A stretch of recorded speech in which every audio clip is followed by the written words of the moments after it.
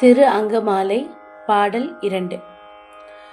கண்கால் காண்மீன்களோ கடல் நஞ்சுண்ட கண்டன் தன்னை என் தோள் வீசி நின்றாடும் பிரான் தன்னை கண்கால் காண்மீன்களோ.